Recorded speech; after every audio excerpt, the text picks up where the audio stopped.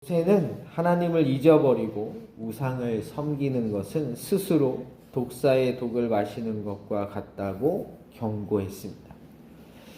그들의 포도나무는 소돔의 포도나무요 고모라의 밭의 소산이라. 그들의 포도는 독이 든 포도이니 그 송이는 쓰며 그들의 포도주는 뱀의 독이요 독사의 맹독이라. 때문에 결과는 불을 보듯 뻔했죠. 그들의 환난 날이 가까우니 그들에게 닥칠 그 일이 속히 오리로다. 오늘 본문은 왜 우상을 섬기는 것이 스스로 독이 든 잔을 마시는 어리석은 짓인지 그 이유를 보여줍니다. 오늘 본문 36절을 보면 하나님께서는 자기 백성을 불쌍히 여기신다고 나옵니다. 참으로 여호와께서 자기 백성을 판단하시고 그 종들을 불쌍히 여기시리니. 36절 마지막 부분을 보면 하나님께서 자기 백성들을 언제 불쌍히 여기시는지 그 때가 나옵니다. 곧 그들의 무력함과 갇힌 자나 노인자가 없음을 보시는 때로다.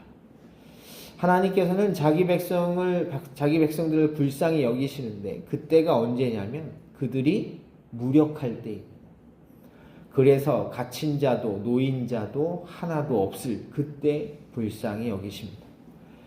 이어지는 37절을 보면 바로 그때 하나님께서 그들에게 물으신다고 나옵니다. 그들의 신들이 어디 있으며 그들이 피하던 반석이 어디 있느냐. 여기서 그들은 하나님을 믿지 않는 이스라엘 백성들이죠. 따라서 그들의 신이란 이방 민족이 믿는 신을 말합니다. 그러니 지금 하나님께서 자기 백성인 이스라엘 백성들에게 우상의 신이 어디 있는지를 묻는다는 것입니다. 이것이 무슨 의미입니까? 바로 하나님을 버리고 우상을 섬기는 이스라엘 백성들에게 하나님이 물으신다는 것입니다. 너희가 따르던 신들은 지금 어디 있느냐? 너희가 지금 이렇게 무력함에 빠져 허우적대고 있을 지금 너희가 반석이라고 부르던 그 신들은 도대체 어디에서 무엇을 하고 있느냐는 것입니다. 그러면서 이렇게 말씀하시죠. 그들의 재물의 기름을 먹고 그들의 전제의 재물인 포도주를 마시던 자들이 일어나 너희를 돕게 하고 너희를 위해 피난처가 되게 하라. 이 말의 의미는 이런 것이죠. 너희가 갖다 바친 재물의 기름을 먹고 너희가 드린 포도주를 마시던 그 신들에게 구해달라고 하라는 것입니다. 이렇게 말씀하시는 하나님의 의도는 분명합니다. 너희가 나를 버리고 반석이라고 부르던 그 신들, 어떤 재앙이 닥친다 할지라도 안전하게 보호해줄 피난처가 될 것이라고 굳게 믿었던 그 신들은 너를 도와줄 수가 없다는 것입니다. 왜냐하면 그럴 힘도 능력도 그에게는 없기 때문이죠. 이 말을 바꿔 말하면 이방인들이 신이라 부르는 그것들은 할 수 없지만 누구는 할 수 있다는 것입니까? 나 여호와 하나님은 할 수 있다는 것입니다. 다시 말해 이스라엘의 반석은 오직 하나님이시라는 것이죠. 하나님만이 그들의 유일한 안식처가 되신다는 것입니다. 39절이 하는 말이 이것입니다. 이제는 나 곧 내가 그인 줄 알라. 하나님께서는 이것을 이스라엘 백성들이 알기를 원하십니다. 그러면서 그 이유도 분명하게 알려주시죠. 나는 죽이기도 하고 살리기도 하며 상하게도 하고 낫게도 하신다는 것입니다.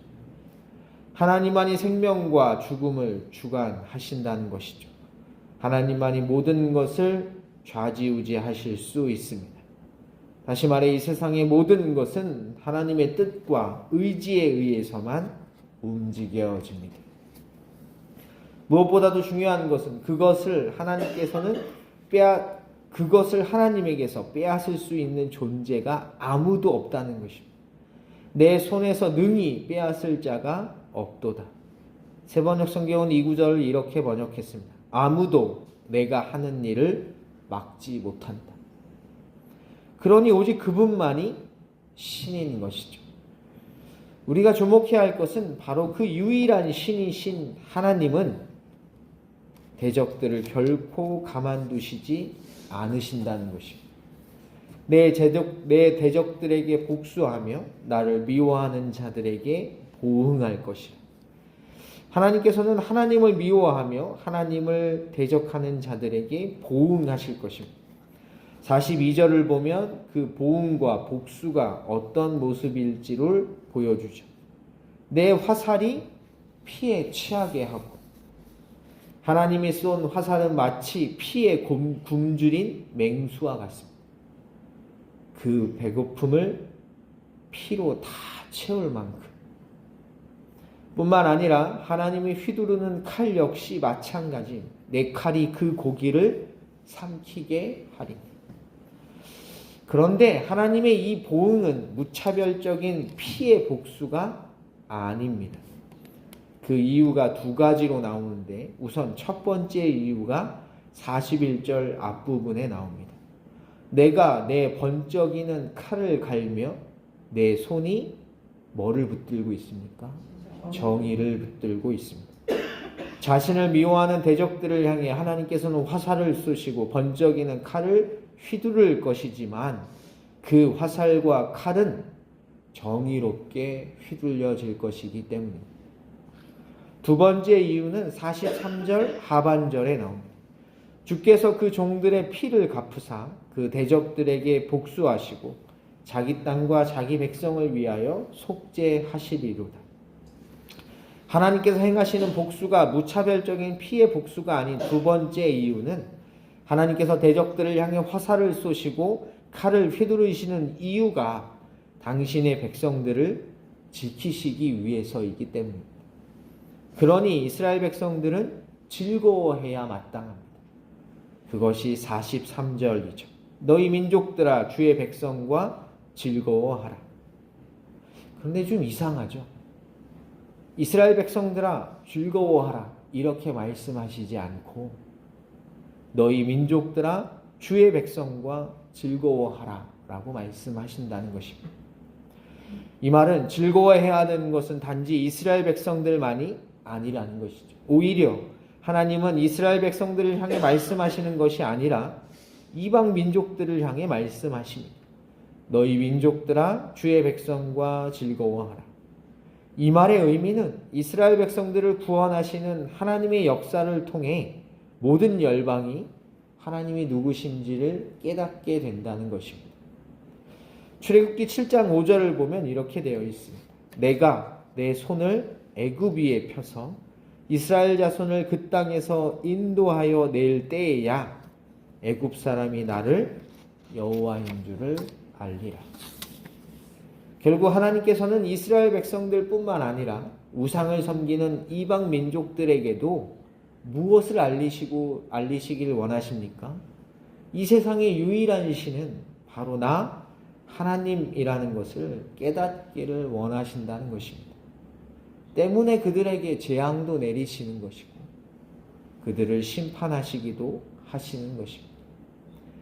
그러니 다른 어떤 것에 우리의 마음을 빼앗겨서도 안 되고 하나님이 아닌 그 무엇을 의지하셔도 안 됩니다.